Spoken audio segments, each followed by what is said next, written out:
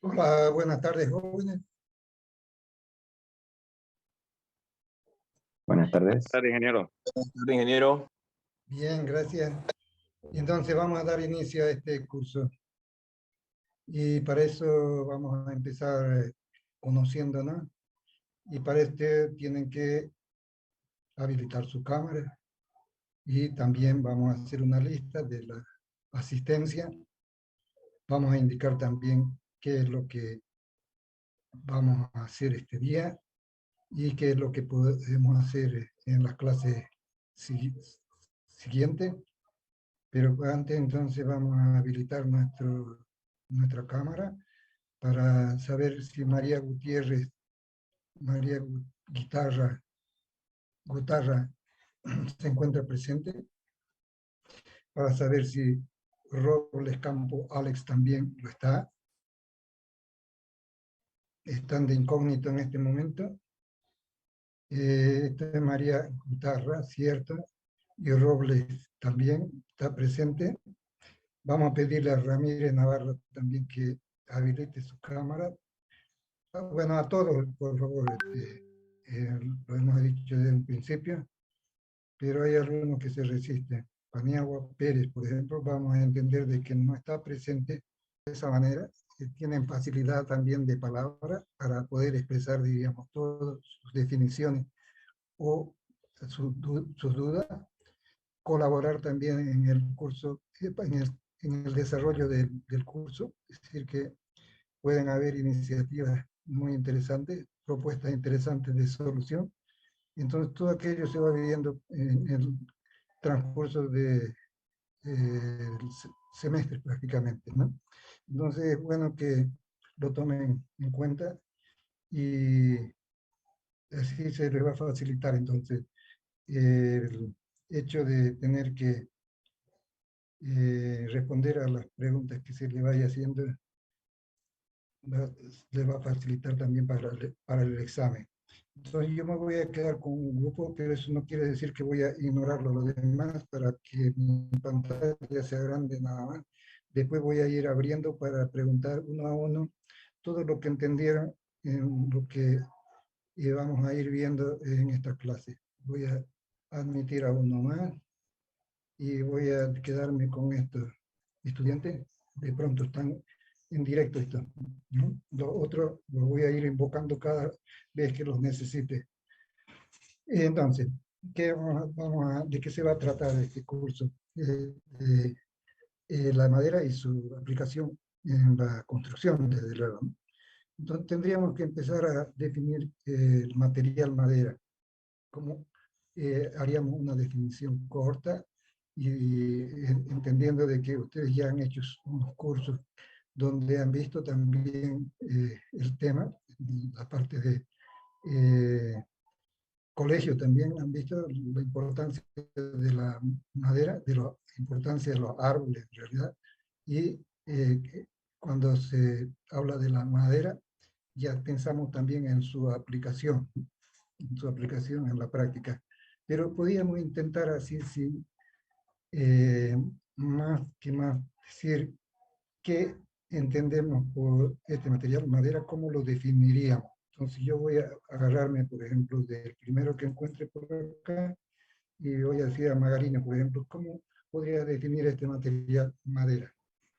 Es un material de construcción de origen orgánico. Eso es. Origen orgánico. Ya, ¿alguien más puede aumentar algo? Paniagua, por ejemplo. La definición está bien, pero podemos abundar en la definición. Sí, como dijo el compañero, es un material de construcción alternativo a lo que es el hormigón armado, ¿no? Y también, según esa diferencia, puede variar el costo en los diferentes proyectos.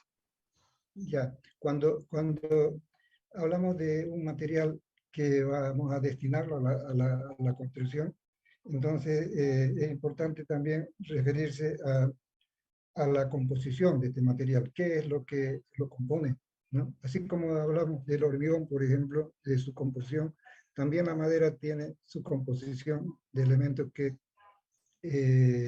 debemos enumerarlos. Si que se tratan de los principales, tal vez nos podrían decir unos 3 elementos. Nos podría decir este señor Paniagua Pérez. ¿Qué dice Paniagua Pérez? La atención de formación y no recuerdo muy bien los otros, ingeniero. Ya, ¿qué es lo que nos dijiste primero entonces? Bueno, esas serían una de las propiedades de la madera. Ya, Que el siguiente entonces, vamos a pedirle a Corcos Díaz Sara, Corcos Díaz Sara, a ver, que abunde un poco más en la definición. La definición de la madera, Inge. Sí, de la madera, la composición. A la composición. ¿Qué elemento principalmente lo compone? El carbono podría ser, Inge. Carbón, sí. Tronco. El oxígeno, ya, ¿qué Su más? raíz.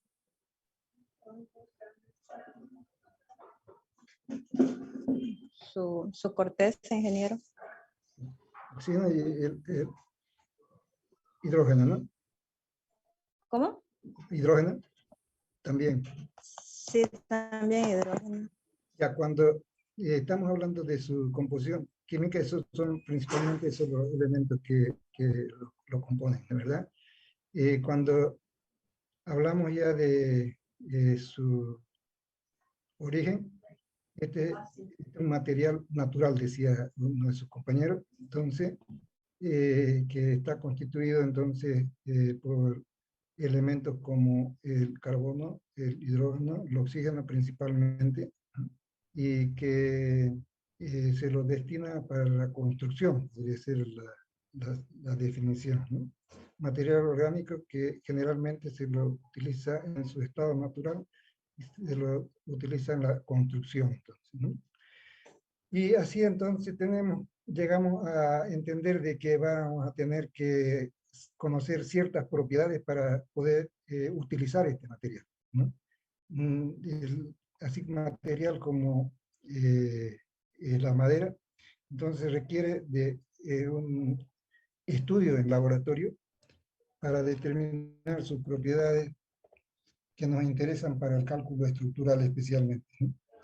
¿Cuáles son esas propiedades? Nos preguntamos. Entonces son propiedades físicas, mecánicas y propiedades dinámicas, por ejemplo, ¿no? Pero si es que agarramos las propiedades físicas, ¿de qué propiedades físicas estaríamos hablando? Le preguntamos a Jorge Renato Rivera.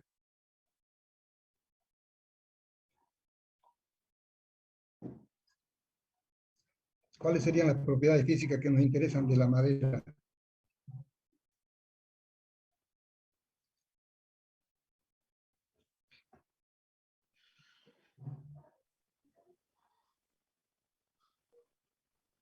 ¿Ya? No recuerde, Julio César Calizaya. Propiedades físicas que nos interesan de este material madera. Propiedades físicas sería la densidad, peso específico. Ya, Densidad densidad, real, sí está muy bien. ¿Qué más? densidad real, peso aparente. Eso nomás, contenido de humedad. Contenido de humedad, bueno, está muy bien. Dice, ¿qué propiedades nos va a interesar como propiedades físicas? Dice, la densidad. Esta densidad puede ser densidad en seco, densidad en húmeda, densidad básica en realidad también, pero principalmente entonces en general sería la densidad que nos interesa, el contenido de humedad que hace que varíe la resistencia de la madera de acuerdo a ese contenido de humedad. Y la contracción volumétrica, que tal vez es importante, porque la madera al perder humedad, al perder agua, reduce sus dimensiones, tanto radial como tangencial, como longitudinalmente. Entonces, haciendo un repaso de las propiedades, diríamos física, densidad, contenido de humedad y contracción.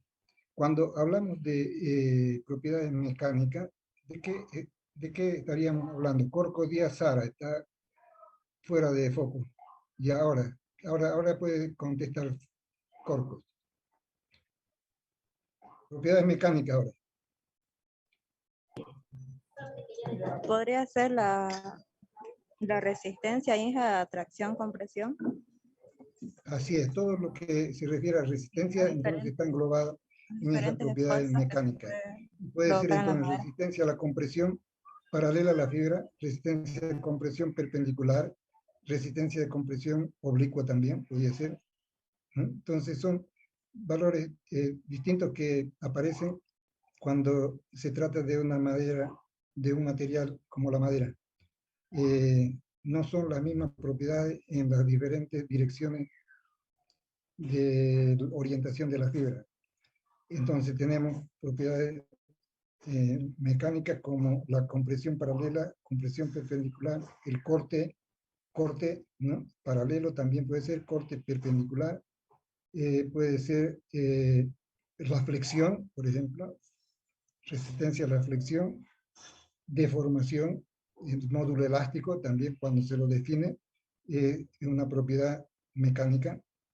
Puede ser, por ejemplo, dureza, puede ser, por ejemplo, también características como cisalle, que es el corte, decíamos, cisalle o corte es lo mismo, o clivaje, también es otra resistencia que se mide cuando la madera tiene la tendencia a rajar, ¿no? Eso es clivaje. Pero puede haber resistencia a la tracción también. Entonces vean que varias propiedades estamos enumerando y lo vamos a resumir nuevamente. Es decir, que propiedades mecánicas como compresión paralela a la fibra, como tracción, bueno, compresión paralela a la fibra, compresión perpendicular, compresión oblicua. Tracción puede ser tracción paralela, tracción perpendicular. Corte paralelo, corte perpendicular, la fibra. Dureza, clivaje,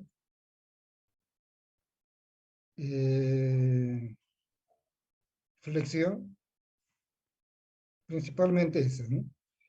Te hace ensayos también para lo que significa la capacidad de resistencia para las uniones, por ejemplo, clavos, uniones con clavos, ¿no? ¿Cuánto resiste un clavo de ciertas dimensiones? Para poder tener ese valor y dimensionar el número de clavos que necesitamos para una determinada unión. También entonces hace ensayos para perno, cuánto es la capacidad de un perno de ciertas dimensiones para conectar piezas de madera. Todo eso serían propiedades mecánicas que también debemos conocerlas para poder hacer el dimensionamiento de nuestra estructura. Y las dinámicas son para golpes repetidos, por ejemplo, ¿no? Vibraciones, pero que también podemos englobarlo entonces en nuestra necesidad de conocer las propiedades de este material madera. Cuando hablamos de la madera, y hemos hablado de sus propiedades, las etapas en que se puede definir el proceso, digamos, el proceso hasta llegar a la parte de aplicaciones, sería que pasa por una etapa de aserrío, ¿no? Cortar la madera, quiere decir. Y eso se lo hace en base a ciertos requerimientos, ciertas necesidades, para decir, si quiero tablas de 1 pulgada, ¿no? Tendré que hacer un programa de corte en la sección transversal del tronco y decir cuántas tablas me van a salir, por ejemplo, y de 1 pulgada y de qué dimensiones, ¿no? Y entonces, el aserrío puede uno planificarlo. Puede cortar madera de 2 pulgadas, por ejemplo, de espesor para tener tablones, y de esos tablones sacar vigas, viguetas también. Pueden tener también esquemas de corte para 4 pulgadas, 6 pulgadas, para columnas ya serían eso, ¿no? Hacemos uso entonces de un programa que nos permita determinar cuánto de madera vamos a sacar de una determinada tronca. también se puede decir troza, tronca o troza se puede decir. Pero una vez que tenemos ya cortada la madera, pasa a otra etapa que es para determinar las propiedades físicas que las que estábamos hablando y la que estábamos recordando hace un instante, ¿no? Propiedades físicas y mecánicas, ¿no? En esa etapa ya se puede determinar esto. Y luego hablamos de la preservación, es decir, de que habrá que hacerle tratamiento a la madera. Algunas especies sí lo necesitan con mayor importancia que otras. Preservación va a significar entonces permitir que la madera conserve sus propiedades cuando se evita que sean atacadas, por ejemplo, por organismos que se los denomina organismos xilófagos, ¿no? Organismos xilófagos que se alimentan de la madera, xilófagos, con X, xilófagos. Vamos a ir recordando una palabra para referirnos a la parte de madera, entonces. Organismos xilófagos, quiere decir que se alimentan de madera. Entonces, en la preservación se hace uso de sustancias tóxicas para esos insectos. También hablaríamos de la comercialización, ¿no? Cómo se comercializa la madera.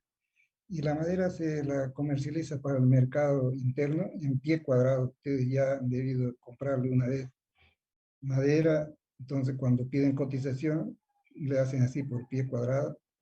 Y de esa manera entonces se establece un precio para una unidad patrón que sería un pie por una pulgada de espesor. En realidad es un pie cuadrado. Un pie cuadrado. Le ponemos un precio, por ejemplo, el tajibo puede ser $1, o digo, $2 el pie cuadrado, podría ser el tajibo. Podría ser el yesquero, por ejemplo, $0,5 por pie cuadrado, más barata, madera que es para encofrado. Tajibo es para estructura, es decir, de columna, viga, ¿no? Una madera que no necesita preservante, diríamos, porque es dura. Entonces, importa la preservación, importa la comercialización, ¿no? En cuanto a las aplicaciones, diríamos que la madera es el material con el que se puede construir íntegramente una vivienda. Y ahí nos vemos la importancia entonces de este material en todos los tiempos, ¿no? El material con el que se puede construir completamente una vivienda. Y veamos si eso es verdad. Si empezamos por la cimentación, podemos hacer, por ejemplo, cimientos tipo pilote para la madera, de madera para nuestra estructura. Podemos hacer un envigado sobre esos pilotes y podemos sobre el envigado poner tablero, ¿no? Y todo lo que son paredes también cubrirlo de estructura de madera con tablero. En la cubierta también la cercha de madera, el cielo falso también de madera, ¿no? Y en la antigüedad lo que hacían cuando no se tenía el vidrio, por ejemplo, la madera también cumplía esa función, que se hacían especies de persianas, ¿no? Que cumplían esa función, ¿no? Entonces es el único material con el que se puede construir completamente una vivienda, diría, para darle el relieve y la importancia de vida, ¿no? Pero también nos va a interesar en nuestro tema, nos va a interesar también referirnos a lo que conocemos del hormigón ya, que conocen también ustedes, lo que se refiere a tecnología del hormigón. Vamos a recuperar esos conocimientos para aplicarlos en realidad aquí. Pero ¿por qué tenemos que aplicarlos si estamos hablando de madera, diríamos? Pero es que también la aplicación no solamente es estructuras de madera para vivienda, para puentes, sino también para encofrado, ¿no? Esta es una aplicación que cuando aparece el hormigón, entonces hay una nueva aplicación para la madera, encofrado, ¿no? Y en los encofrados, entonces, están sometidos a cargas, ¿no? Que tenemos que tomarla en cuenta para el dimensionamiento de esa estructura. Al cabo, el encofrado es una estructura que nos sirve para dar forma al hormigón, ¿no? Y tiene que estar calculada entonces para lo que corresponda de carga. ¿Qué carga sería? La carga del hormigón como peso propio, entonces ahí ya tenemos que tener idea de cuánto es el peso específico, por ejemplo, del hormigón, ¿no? Tenemos que saber cómo determinamos también la carga horizontal, y dirían, ¿por qué va a haber carga horizontal con el hormigón? Pues el empuje que puede provocar en los tableros laterales, por ejemplo, ¿no? Es una fuerza horizontal. Entonces, ¿cómo calculamos esa fuerza horizontal, ¿no? Entonces, tenemos que saber también cómo conseguimos este material, el hormigón, decir que vamos a usar arenilla, vamos a usar ripio y vamos a utilizar agua, ¿no? Cemento. Entonces, no importa en su composición esos elementos que concurren y se establecen, por ejemplo, se establece la consistencia, que es importante, un valor de consistencia que nos indica qué es esta consistencia, diríamos. Esto es hormigón. La consistencia que nos está indicando, vamos a preguntarle ahora a otro grupo de alumnos, diríamos a Torres Quintana. Si recuerdas de tecnología del hormigón, ¿qué significa consistencia? Término de consistencia, Torres Quintana.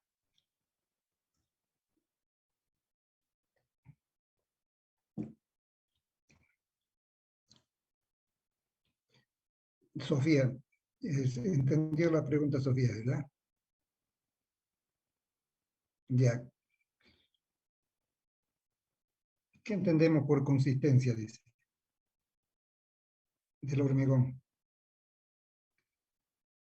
Y vean que, ¿por qué estamos hablando de consistencia? Porque de eso va a depender el empuje, por ejemplo, lateral, ¿no? En el tablero. ¿Qué diría CP de mercado? Si nos ayuda. Buenas tardes. La consistencia del hormigón Sí, nos indica qué tan fluido está, ya sea si tiene mucha fluidez o poca fluidez, y esta consistencia se alcanza en no más de 25 minutos, creo. Y a la ver, ¿qué diría? Si consistencia puede llega complementar a choque. cero. Ya, choque, si puede complementar a él. Ingeniero, sí, es el grado de fluidez que tiene el hormigón al momento del preparado. A ver, de nuevo. Es el grado de fluidez que tiene el hormigón en el momento de la preparación. Ya, ¿cómo ser qué? Bueno, el grado de la fluidez en este caso es Así es, característico. así entonces puede ser seco, puede ser fluida, ¿y qué más? Y pastosa. Pastosa, así es, cemento. Podemos tener tres resultados, y que eso se lo mide en el asentamiento, ¿verdad? Sí, del cono de Abraham. Del cono de Abraham. Pero entonces vamos a refrescar también nuestra memoria, nuestro conocimiento, sabiendo que el cono de Abraham es una herramienta que utilizamos justamente para determinar estos asentamientos. ¿Y qué dimensiones recordamos para el cono de Abraham? Robles, Robles Campos. Si es que no tuviéramos de dónde comprar, pero si tenemos conocimiento podríamos mandarnos a fabricarlo con las medidas. ¿Qué medidas tendríamos que hacer? Según ASTM, American Society for Testing Materials, ¿no?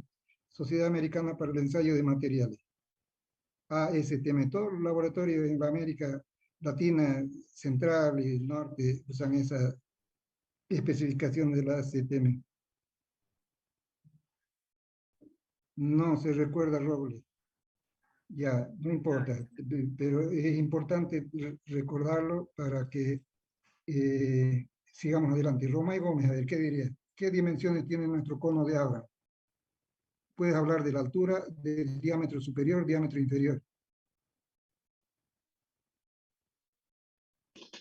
30 centímetros de altura y creo que 20 de diámetro inferior. Después 10 centímetros de diámetro superior. Superior. Ya, entonces 30 centímetros de altura, dijiste, ¿no? Sí, sí. Ya, entonces eso lo relacionamos en pulgadas, es como 4, o digo como 12 pulgadas, que es un pie, ¿no? En realidad, así en dimensión exacta es 12 pulgadas, ¿no? Y el otro sería 4 pulgadas, el otro sería 8 pulgadas, entonces, sí es, ¿no? Ya, y vamos a recordar entonces para determinar la resistencia ahora del hormigón, ¿qué dimensiones tiene nuestra probeta? Sarabia Valverde. La probeta de control. ¿Qué No diámetro recuerdo. y qué altura?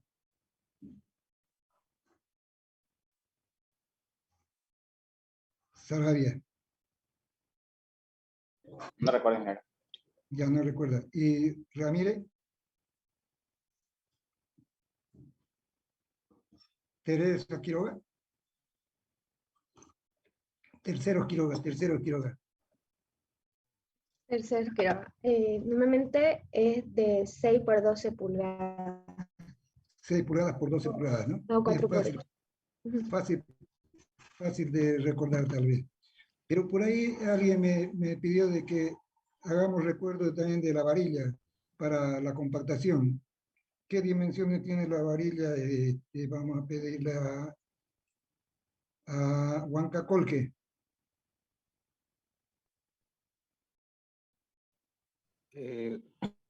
Buenas tardes, ingeniero. Sí, Si buenas no tardes. recuerdo, la barrilla creo que era unos 40 centímetros a 50 centímetros. Y el diámetro importa también. No me acuerdo el diámetro. El diámetro no lo recuerda. A ver, vamos a tener suerte con Butrón Parvan, que está fuera de foco. Lo mismo.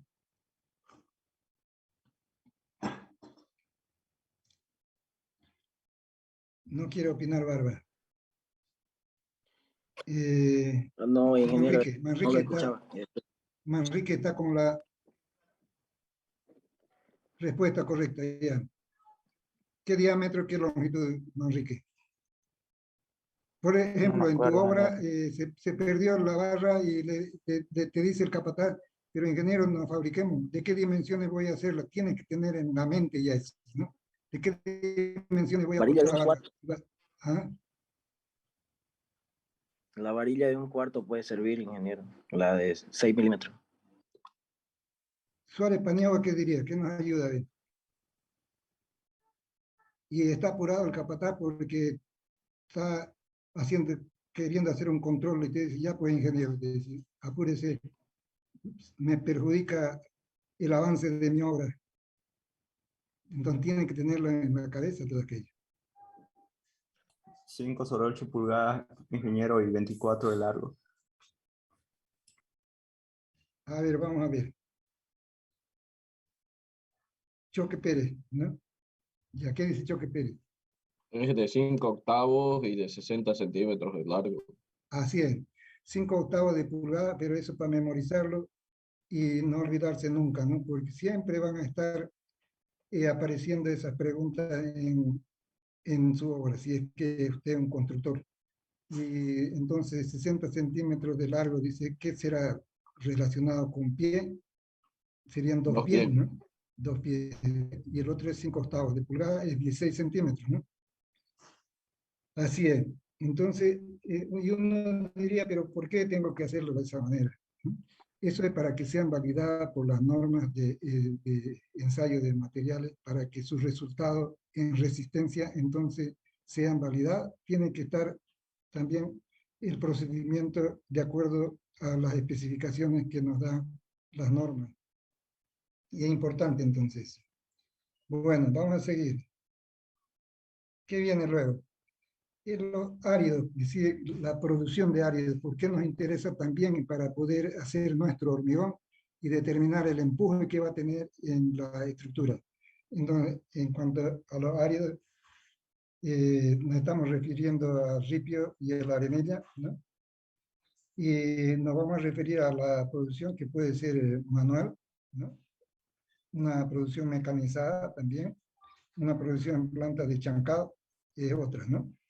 Esta es costosa, digamos, en su inicio de la construcción de hormigón en Santa Cruz. Lo que se utilizaba era esta producción manual, ¿no? La producción manual. Y después ya cuando van apareciendo más volumen de hormigón, se van haciendo edificios, por ejemplo, ya no, esto no abastece, ¿no? Esto es lo que entra en juego, y desde luego esto también, ¿no? ¿Y desde cuándo se empieza en Santa Cruz a hacer dosificación ya en forma científica para decir y tener controles para cumplir la exigencia de las normas? Cuando ya hay construcciones de edificios de altura, entonces hay normas que cumplir.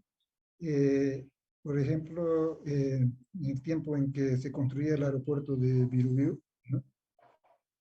Había una supervisión de los japoneses que exigían que todo se haga en forma científica, es decir, las dosificaciones, la calidad de los agregados, y ellos trajeron sus chancadoras para montarlas en el río Piraí, ¿no? Y en la época de escasez de cemento traían hasta cemento del Japón, ¿no? Imagínense por la responsabilidad que tenía, porque esa fue una donación del gobierno japonés, de todo el aeropuerto de Birubiu. Y la construcción del aeropuerto de Birubiu, estamos hablando de año 1982, es decir, ¿no? 84. Y entonces ahí se empezó a hacer exigencias de todas estas normas que cumplan con la ASTM en nuestro caso, y también se construían edificios como el Banco Nacional, por ejemplo, que es un edificio de 12 pisos, ¿no? Donde se tienen luces grandes. Es decir, luces grandes significa 11 metros de distancia entre columna y columna, ¿no? Cuando entran al edificio del Banco Nacional, ustedes pueden ver esa solución que se da, y son casetones grandes que se establecen para una losa de altura grande también, correspondiente a los 11 metros de luz. Entonces así van apareciendo exigencias que ya uno tiene que pensar en hacerlo más científicamente, todo lo que es el control, ¿no? La dosificación del hormigón, para no tener sorpresas, ¿sí? Y de ahí para adelante entonces ya se establece esta chancadora, y aparecen también nuevos productores de agregados que vamos a verlo enseguida. ¿Qué es lo que nos interesa de un hormigón? Dice, para que tengamos un buen resultado, desde luego una dosificación correcta, ¿no? Que se refiere, por ejemplo, a la relación agua-cemento, que es importante para establecer la resistencia, y la consistencia del hormigón, que medida, digamos, en la condición de seco, pastosa o fluida. Esta es la condición que utilizamos para nuestros cálculos de empuje. No es para la seca, no es para la fluida, sino es para la pastosa. Si lo hace fluida, quiere decir que está fuera de norma, ¿no? Se le va a abrir el encofrado, no va a decir que estaba mal calculado, se le va a abrir, se va a deformar demasiado porque su hormigón está mal hecho. Cuando tome la resistencia, seguro que se lo van a rechazar, ¿no? Así es, si hay control, ¿no? Bueno, entonces, hablamos de cemento Portland, que es el que interviene. Su característica lo mide este Portland por el tiempo de fraguado que tiene, inicial de fraguado. Ustedes recuerdan también de los ensayos que hacen en el laboratorio, cómo se determina el ensayo, cómo se determina el inicio de fraguado. Le vamos a preguntar a Efraín Valdés Carvajal, que está oculto. Efraín Carvajal. Y ahora Efraín Carvajal está en vivo. ¿Qué diría? ¿Con qué se hace, cómo se hace el ensayo? Nos va a refrescar la memoria, Carvajal, para determinar el punto inicial de fraguado. Y el punto final también, ¿no? Si no recuerda, no importa, dice paso, dice. Ya pasa. María Gutara.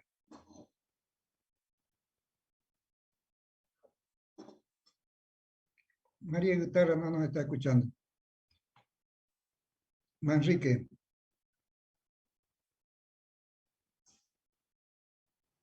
No, ingeniero. Ya. A ver, alguno que sepa, entonces vamos a probar con algunos del conjunto.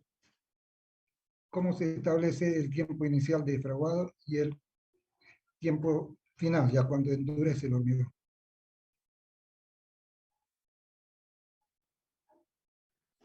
Ingeniero, es con el ensayo de la aguja de Vicat. Así es. A ver, vamos a buscarlo al estudiante que está. Ingeniero, Ya. con la aguja de ¿Lo que Vicat eres, José Gabriel? en Ya un poquito consistencia enfocar normal. mejor, es que no te vemos. Ya. Con el ensayo de la aguja de Vicat. Ahora sí, ya. Ahora definimos, a ver, ¿qué es? Con el ensayo de la aguja de Vicat, cuando esa mezcla pastosa está en consistencia normalizada, normal. Ya, pero, a ver, describirnos el ensayo. Primero se debe asegurar de que la pasta de agua con cemento esté con una determinada cantidad de agua, con lo que se denomina consistencia normal o normalizada. Luego se coloca en un molde troncocónico y hay un sistema con una aguja que se debe dejar caer constantemente y también tiene un espacio de separación entre cada intento. Y cuando la aguja ya no entra, significa que ese es el tiempo de fraguado final. Así es. Entonces, cuando ya va insinuando alguna penetración negativa, ya es el inicio de fraguado. Es decir, cuando no penetra, es el punto final, dice, ¿no?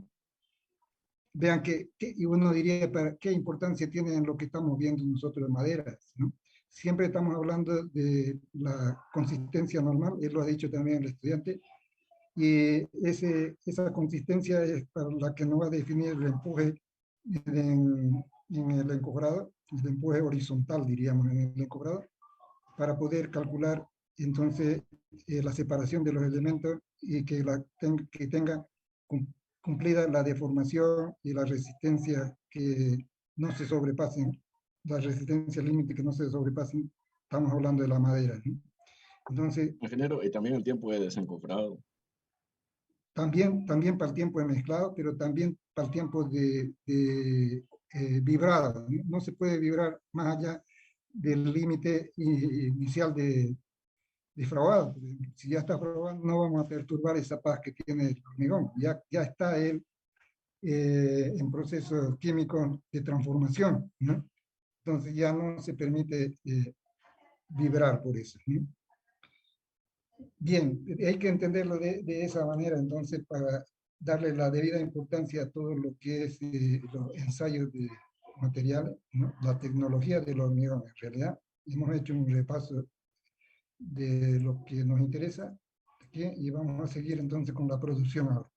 Cuando hablamos de la producción manual, así es que se hacía antes, ¿no? Una zaranda y como herramienta una pala. Y luego, lo que pasa, podríamos entender que es arenilla y lo que queda es ripio, ¿no? Una clasificación en dos partes nada más. Pero este puede tener demasiado fino, ¿no? Elemento fino. Entonces, en sus inicios se hacía así la construcción del hormigón, ¿no? Pero ya cuando se lo hace más científicamente, cuando se habla de las curvas granulométricas, ¿no? Que nuestros agregados deben estar dentro de esas curvas madre que se llaman, entonces los resultados que esperamos son los que realmente se exigen, por ejemplo, en las normas, ¿no?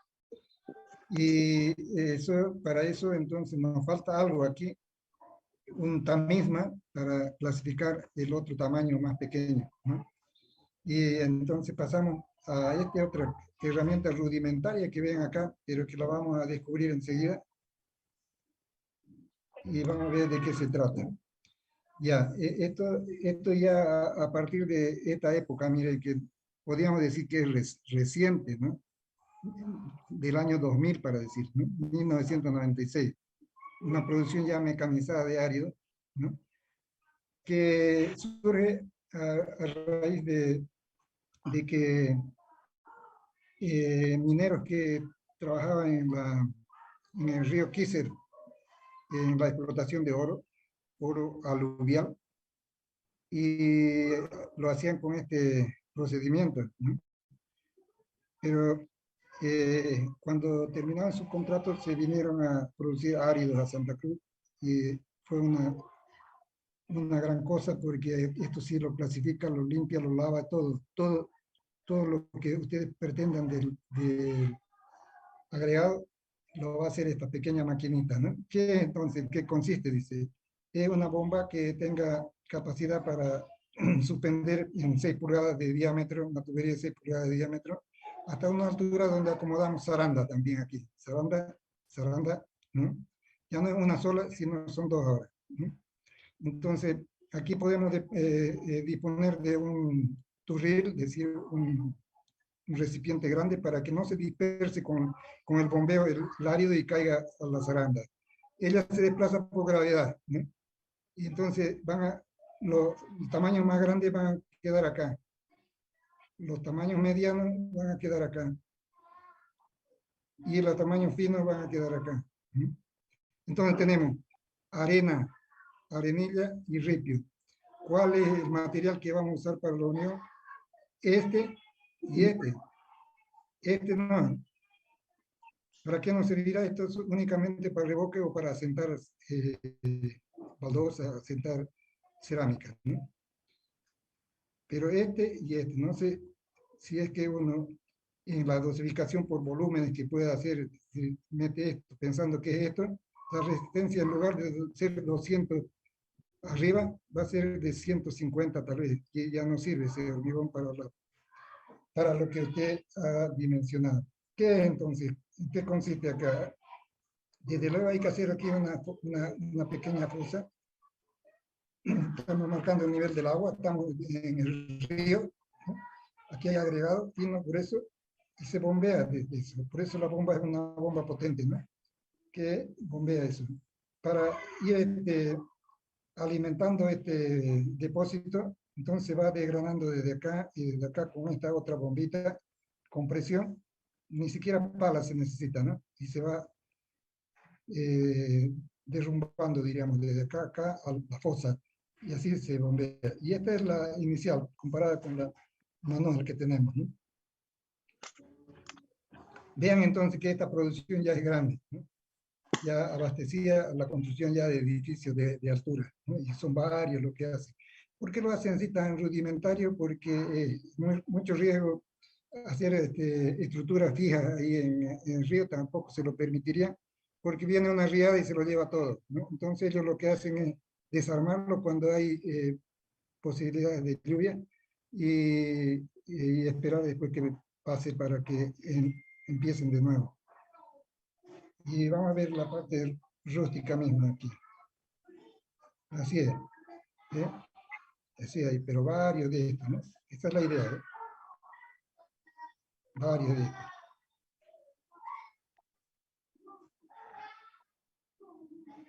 Ahí se ven las bombas.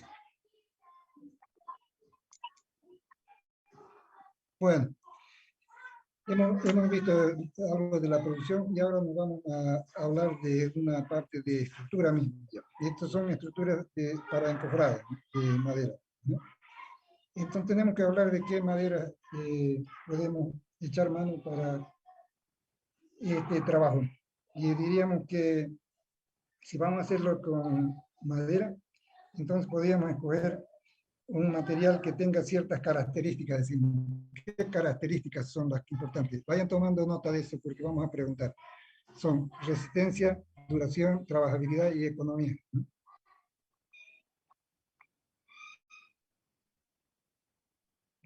Tal vez el término que merecería una explicación es el de trabajabilidad, ¿no? Porque lo demás se entiende. En lo que se refiere a trabajabilidad, estamos entendiendo de que es la facilidad que tiene, que permite la madera para la inserción, por ejemplo, de clavos.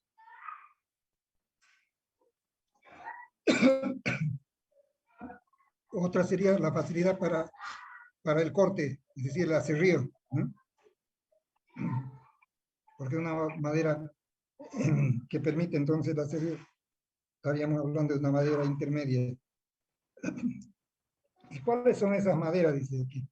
Así en forma ordenada podríamos decir que para tablero, por ejemplo, yesquero, puede ser una de las principales, Vibosi, Ochoa, esas son las que se utilizan, ¿no?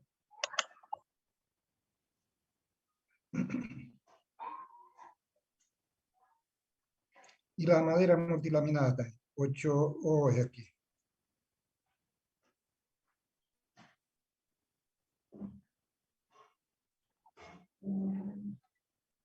8O, así es. Vibosi, está bien. Yesquero, madera multilaminada. Tablero multilaminada. Esto es de productos de la industrialización ya. Madera laminada. Vamos a ponerle aquí que es producto de la industrialización. Industrialización, vamos a poner.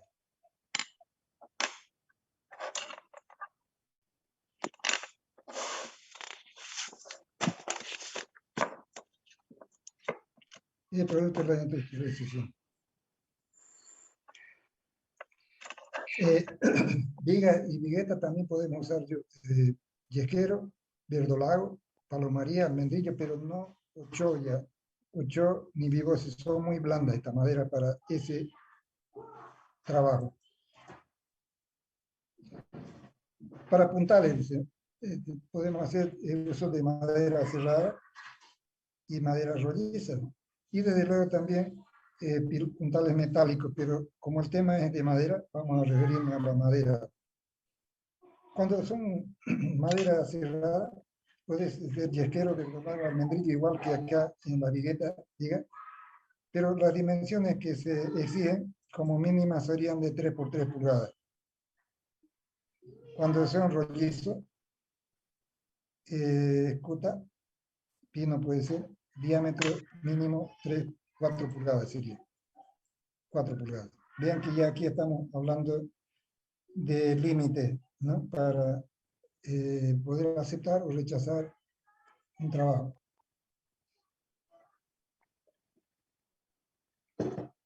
Eso entonces, para lo que significa la madera. Cuando ya vemos la aplicación de esta, entonces encobrado, estamos refiriéndonos a encobrados de madera, ¿no? Vamos a hacer uso de esta lámina, donde mostramos este puente.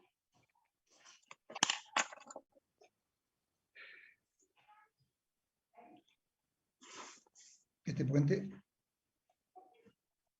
Y la viga, ¿cómo la construiríamos? Esta viga, aplicando ya todo lo que sabemos de materiales de madera. Entonces, podríamos hacer una nivelación, por ejemplo, en el terreno aquí, donde vamos a poder construir 1, 2, 3 o más partes de vigas, ¿no? Vamos a hacerlo por partes. Entonces, hacemos una plataforma, ¿no? Bien nivelada, bien compactada el terreno, bien nivelado. Sobre eso ponemos este tablero, que va a ser el tablero de fondo para nuestra viga. Aquí estamos dejando al descubierto de ambos lados el tablero lateral, que es el que va a estar compuesto de madera y metal seguramente. Esta es una parte metálica, ¿no? De cierre de ambos lados, lateral, o digo final de ambos, y se van a construir, se van a hormigonar este y este, se va a dejar un espacio que con el mismo espaciamiento aquí intermedio. Esa es nuestra planificación. Entonces, ¿qué hacemos? En esta etapa vemos que ya está la armadura. Una vez que se niveló y se puso el encofrado del tablero de fondo, se pone la armadura, se pone esta tapa final, se pone las vainas, estas son las vainas para el post tesado, ¿no? Para meter los cables acá y tesarlo. Se pone toda la armadura de los planos se ve que los estribos, que son estribos, esta es una viga ahí, esta forma va a tener esta viga. Se ve que los estribos sobrepasan este nivel de hormigonado. Pero ¿cuál es la razón? Es porque ellas van a servir de armadura de espera para armar la losa arriba, en una siguiente etapa. Entonces se lanza esta viga, o se monta esta viga sobre la columna, y después ya se encobra para la losa. Eso es lo que se hace en esta primera etapa. Si seguimos para adelante, vamos a ver aquí, que ya se está poniendo los laterales.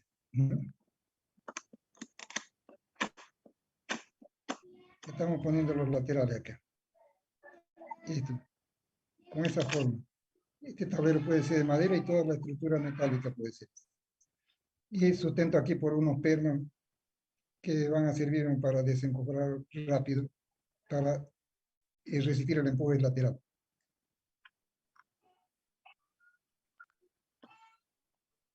Y así podemos ver el resultado ya. Y ven entonces que tenemos la armadura de los estribos que sobresalen para arriba. Están como fierros de espera. Y este es el que se ha hecho en una segunda etapa. Ya aprovechando los moldes de esto, esta copia entonces de fosa y espiga también se reproduce ahí.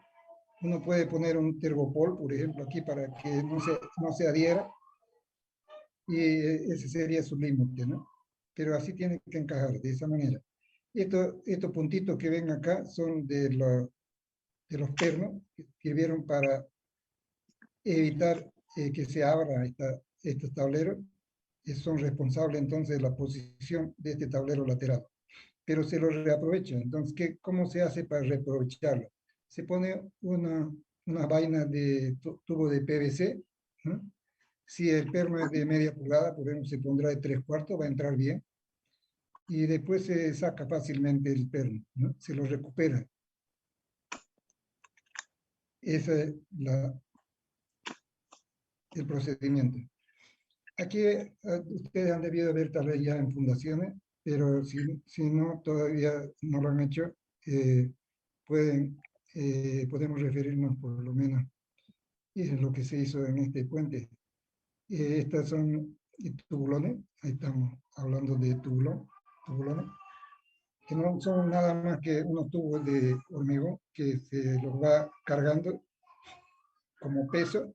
Aquí se ve, eso es lo que se ve aquí, lo que sobresale, y nos sirve para montar la campana neumática. Esta es una campana neumática.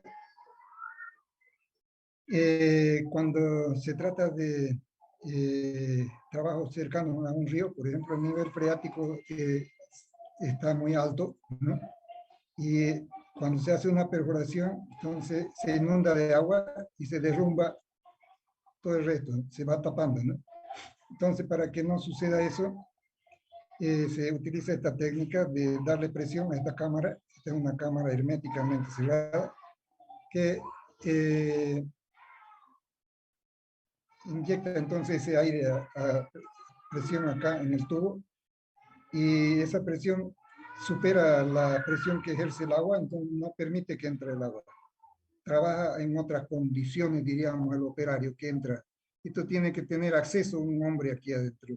Entonces no puede ser un diámetro pequeño, sino son diámetros grandes. Y decir que sea de 2 metros, 1,5 metros, ¿no? Entra perfectamente un hombre que va a trabajar aquí escarbando en el fondo, ¿no? Y sacando y botando por acá. Hay otro elemento aquí para la descarga, ¿no? Así es. Entonces, es como un topo, está escarbando allá en forma manual, y el tubo va descendiendo entonces en la medida que va escarbando allá. Pero él tiene que estar entonces en unas condiciones de trabajo diferentes al ambiente, ¿no? Y cuando sale, no puede trabajar tampoco 8 horas, para decir allá, trabajará la mitad del tiempo si es que y así se lo decide por la profundidad en que está. Y una vez que tenga que salir, también se despresuriza a una recámara donde él se sitúa para despresurizarse en un cierto tiempo y salir recién al ambiente, ¿no? Diríamos lo que hacen también los astronautas, ¿no? Si es que ustedes han leído la prensa, es lo mismo. Pero esta técnica se ha usado de mucho tiempo atrás, ¿no? Especialmente en los, si se va a hacer, por ejemplo, trabajo en el mar o en ríos profundos, ¿no? Entre medio de ríos que haya, por ejemplo, una fundación de este tipo, es con este sistema que se hace. Pero aquí en los ríos también cercanos se han hecho, ¿no? Cercanos a Santa Cruz. Ya, ¿qué es lo que vamos a tener después de importancia en nuestro recorrido por este campo? Es decir, encobrado de madera ya para edificaciones, ¿no? Y es bueno que vayamos mentalizando, ¿no? Con los nombres, decíamos, y hablamos, por ejemplo, de este tipo de escalera. Esta le vamos a llamar escalera recta, porque son conformadas entonces de esa manera, con piezas rectas, y a estos elementos de aquí que marcan las huellas y las contrahuellas, le vamos a llamar tablero de contrahuella. Este tablero lateral, tablero de fondo, ¿no? Así es. Esta escalera puede ser anclada acá en la losa y anclada en la otra losa de abajo, y que todo esto trabaja en voladizo, depende del cálculo, ¿no? Pero puede ser también que se ponga un apoyo aquí, por ejemplo, que hayan columnas y vigas, que es lo normal, ¿no? Pero cuando se quieren soluciones limpias, esto puede ser en voladizo también. Trabaja bien. Esta es una escalera muy difícil para construirla y tiene que ser un experto que lo haga. Si no, va a tardar mucho tiempo. Un ingeniero que lo supervise va a estar bien. Esta es una escalera helicoidal, ¿no? Este es un encobrado para losa llena. Para decirle que esta es una maqueta que ustedes pueden observarla al vivo, ahí en el laboratorio de hidráulica. Entonces, para ver todos los detalles, y está hecho a escala, ¿no? Está hecho a escala todo. Y entonces, para que tengan una idea cabal de lo que se hace, para que lo miren por debajo, por encima, está ahí entonces dispuesto. Hay varias estructuras que están dispuestas de puentes, pequeños puentes tal vez que no se las han mostrado a ustedes, pero no hubo la oportunidad tal vez de hacerlo en los cursos anteriores. Pero vayan y visiten esa exposición, ojalá que la tengan ya desempolvada, porque hubo mucho cierre, ¿no? Dos años. Entonces ahí tienen cualquier duda, ustedes pueden consultar a esta maqueta. Si es que esto es 5 metros, y tenemos 50 centímetros, ¿a qué escala está hecha la maqueta? Si esto es 5 metros, en la realidad, pero una maqueta está de 50 centímetros, ¿a qué escala está hecho? ¿Aló? José Renato. ¿Escala 100? ¿A qué escala está hecha la maqueta? Choque Pérez. Escala 1 en 10, ingeniero. 1 a 10. Entonces, la tienen ustedes a 1 a 10. Es una escala importante. Ahí la tienen en el laboratorio. Visítenla y van a tener una idea cabal de lo que es hacer esta escalera. No van a encontrarla en pocos libros, tal vez. Van a encontrar algo así. Pero ahí lo tienen en la realidad. Entonces, eso es lo que podíamos ver hasta ahora. La próxima clase vamos a seguir con este tema, mostrándoles estructura para que se entusiasmen un poco ustedes lo que van a hacer de aquí para adelante cuando salgan. Y es lo primero que se van a encontrar es con encobrados también. Si van a trabajar en la construcción, todos tenemos pretensión de que nuestros primeros trabajos sean en el campo de la construcción. Otros tal vez lo harán en consultoría, pero para ser un buen consultor se dice que tienen que pasar por la construcción, ¿no? Para que proponga soluciones que minimicen los tiempos y los costos también los minimicen. Entonces tienen que tener experiencia en la construcción, ¿no? Y es por eso que es bueno ponerle empeño a todo lo que estamos diciendo, porque si no van a tener que ir a aprender de los encofradores, ¿no? Pero ya aquí tienen que salir dimensionando esta estructura, sabiendo la parte constructiva más que todo. Y todo esto que hablamos de hormigón, también manejarlo así en forma inmediata para aplicarlo, ¿no? Ya, esto más vamos a ver. Quiero decir fundaciones, ¿no? Este es un pilote vaciado en sitio, hormigonado en sitio, de una construcción importante para un colegio, y tiene que se está en una etapa entonces de desmoche, así desmoche o desbaste se llama también. Desbastar es cortarlo, ¿no? El pilote. Se lo hace en demasía, el nivel de la fundación del cabezal está más bajo, porque este es hormigón contaminado. Contaminado quiere decir que se mezcló con lodo abajo, porque este es el primer hormigón que se vierte en el fondo del pilote y aparece en esta posición. Entonces está mezclado con lodo bentonítico también. Este es un hormigón, o digo un pilote hormigonado en sitio con lodo bentonítico. Y el lodo se pone para que estabilice las paredes y no se derrumbe, digamos, no se cierre el pozo, ¿no? Hasta que se ponga la armadura y se vierta el hormigón, ¿no? Ese es el procedimiento, pero aquí está, lo que nos interesa es mostrarle cómo vamos a organizar el cobrado. Entonces, está desmochando el pilote y en la siguiente etapa ya está desmochado y está poniendo un hormigón pobre por debajo, un hormigón pobre para trabajar en forma limpia. 5 centímetros de hormigón pobre se exigen las normas. Y sobre eso ya se pone la armadura, ¿no? Y el encofrado. Se pone también unos separadores de 5 centímetros para que el fierro tenga recubrimiento. Y este es para 3 pilotes, por ejemplo, ¿no? 1, 2, 3. El eje de la columna se entiende que estaría en el centro de gravedad de ese triángulo que forman los pilotes. 1, 2 pilotes, 3 pilotes, ¿no? A 1/3 de esta altura estaría el centro de gravedad de esta columna. Hasta eso tiene que saber uno, ¿no? Para el replanteo. ¿Qué es en qué consiste esto es lo que llamamos encofrado, ¿ves? Que va a tener un empuje lateral, ¿no? Y eso es lo que hay que garantizar, que estos paramentos se conserven rectos, lineales, para que no entre más hormigón de lo que debe, porque si las deformaciones son grandes, tal vez si metemos el doble de hormigón, vamos a salir con los cálculos para atrás, ¿no? Entonces, esa es la importancia de un buen encofrado, que ustedes tienen que revisar. Vean acá, la costumbre ahora ya no es de hacer cimientos para los muros de planta baja, sino hacer directamente una viga portamuro que descarga sobre estos cabezales. ¿Qué están haciéndose eso? Una viga portamuro, que puede ser de unos 30 centímetros de altura, 20 centímetros de ancho, ¿no? Ahí ya se pone la impermeabilización y se ponen los ladrillos.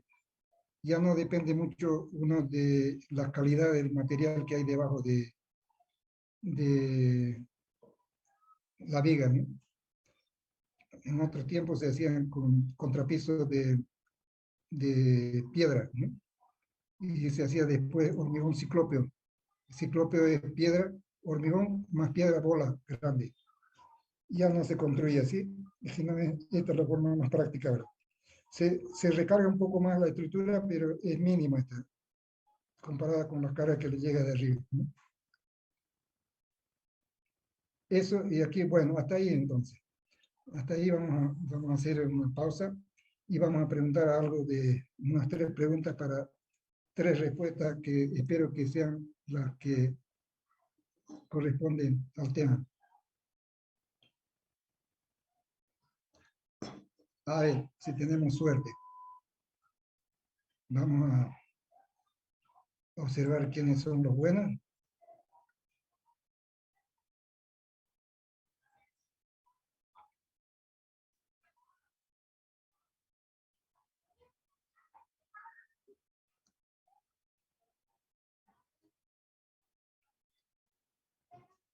Ya, a ver, Juanquina Velázquez, Vilma.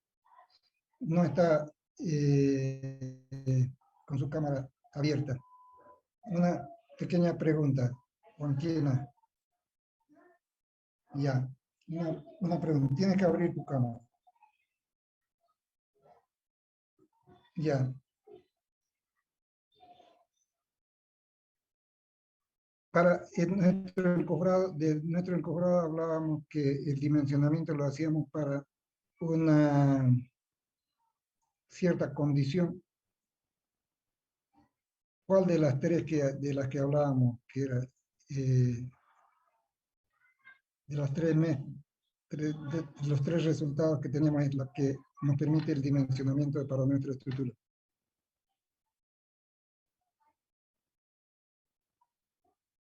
Decíamos consistencia, ¿no? Consistencia, hablábamos de consistencia y habían tres estados, ¿no? Una mezcla seca, decíamos, una mezcla fluida, una mezcla pastosa, decíamos. ¿Para cuál de ellas es la que dosificamos nuestro hormigón, dependiendo que sea qué parte de la estructura? Por ejemplo, que sea losa o que sean columnas. Va a ser con la intermedia, ¿no? ¿Verdad? Con la pastosa, porque se acomoda bien a la forma que tiene el molde y se puede entonces compactar fácilmente. Si lo hacemos muy seca, la mezcla, por querer ahorrar cemento, diríamos, para que tenga mayor resistencia, diríamos. Lo hacemos muy seca, vamos a tener el problema de la compactación. No se va a poder compactar bien. Si lo hacemos muy fluida, ¿qué es lo que pasa? Ahí es lo que quiero que me ayude. Si hacemos muy fluido, va a tener poca resistencia. Menos resistencia. Si el hormigón va a llamarnos la atención, le va a llamar la atención al ingeniero, no controlaste, ingeniero, porque las deformaciones del encobrado son grandes. El cálculo está bien hecho de tu encobrado, pero la deformación es grande porque hemos hecho la mezcla muy fluida y el empuje es grande, ¿no? Y entonces puedes salvarle de un papelón, ¿no? Y tal vez que ocurra eso, porque si no, no van a rechazar cuando hagamos la prueba ya de los cilindros testigos, nos van a rechazar la obra y van a demoler todo, ¿no? Así ocurre en varios edificios que sucede eso, hay que hacer pruebas. Y hay duda, decir, ¿no? Cuando dice el asentamiento tanto, para decir que hay que controlar si es que la resistencia es en toda la columna, en toda el área, y hay métodos para hacerlo, ¿no? Que, hay uno que es con testigos que se sacan de la misma losa. Por ejemplo, se puede sacar una probeta y ensayarla, ¿no? De la losa ya construida, ¿no? Otra es con un disparo que se hace para ver la penetración de una boleta en el hormigón, y eso mide también la resistencia. Ese instrumento lo tienen en el laboratorio, ambos lo tienen, no sé, el otro de sacamuestras también, pero si tienen un buen control nunca van a llegar, no van a tropezar con ese inconveniente, ¿no? Entonces hay que hacerlo como si fuera para uno mismo, dice. Todo, por más que sea un edificio de pequeña altura, tienen que ponerle el empeño para que resulte lo mejor posible, y así está tranquilo uno. El resultado de un trabajo lo recomienda para otro, ¿no? Entonces es bueno entenderlo de esa manera. ¿Qué más? A ver, vamos a hablar con Clavijo Fernández. Clavijo Fernández, si es que está por ahí.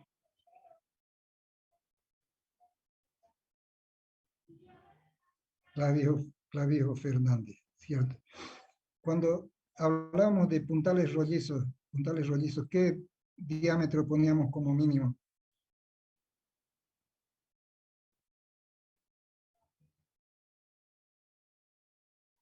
Tú tienes que abrir tu micrófono.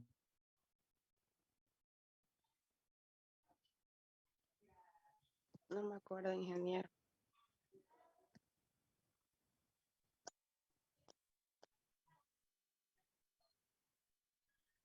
Ya.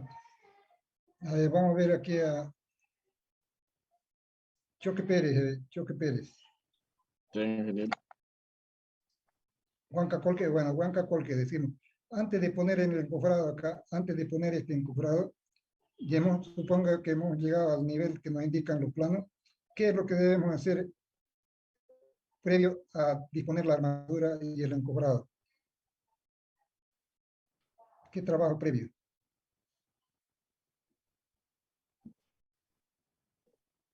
Manrique Hurtado, ¿puede ayudarle? Vaciar hormigón pobre, ingeniero. Así es, hormigón pobre de 5 centímetros para trabajar en forma limpia y para que no se hunda, digamos, cuando uno trajina por encima de la mano, se hunde, si es que lo pusiéramos directamente sobre el suelo, se hunde los dados de recubrimiento que tenemos y no cumple su función. Entonces el hormigón pobre es el que le da la certeza de que va a ser un trabajo limpio y va a tener un buen recubrimiento de armadura. Igual para esta viga también hay que poner hormigón pobre, 5 centímetros de hormigón pobre. Está bien. Bueno, esto vamos a dejarlo hasta aquí por hoy y en la próxima clase vamos a continuar, pero quiero decirles que ustedes van a tener todos los textos que usamos en el curso, y van a tener un texto que abarca todo lo que es la parte teórica, y van a tener otro texto que es la parte de encofrado, van a tener otro que se refiere a ensayos de laboratorio, y seguramente la próxima clase vamos a completar este primer tema con laboratorio también, ensayo de laboratorio. Quiere decir que vamos a procurar hacer algunas clases también laboratoriales presenciales, y vamos a hacer más que todo unos 2 pequeños proyectos a través de programas para que ustedes ya se vayan acostumbrando también al uso de esa herramienta. Entonces, eso sería lo que hacemos por hoy. Y si es que hay alguna pregunta, entonces no. Y si no la hay, entonces nos despedimos atentamente. ¿Alguien tiene que preguntar algo?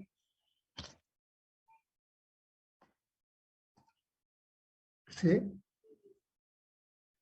Es una consulta que no llegué a anotarlo y quería tenerlo porque es una buena información. Del tema de los rollizos, el diámetro como mínimo y como máximo, ¿cuáles serían los datos? A ver, tu pregunta de nuevo. En el tema de los rollizos que hablamos hace un ratito también hizo la misma pregunta y yo no lo pude terminar de anotar, de apuntarle el diámetro mínimo y si también hay alguno máximo. Ya, el mínimo decíamos 4 pulgadas, ¿no es verdad? Y para la madera cerrada, 3 pulgadas. Rollizos son aquellos que se los utiliza directamente, ¿no? Haciendo los cortes arriba y abajo y estableciendo la altura debida. Y estos no tienen un eje muy recto. Por eso es que se recomienda poner un poco más de diámetro. En cambio, la de madera cerrada son cortes rectos, ¿no? Por eso se permite hasta 3 pulgadas por 3 pulgadas. Gracias. Ya. Bueno, entonces, si no hay otra pregunta, nos veríamos la próxima clase.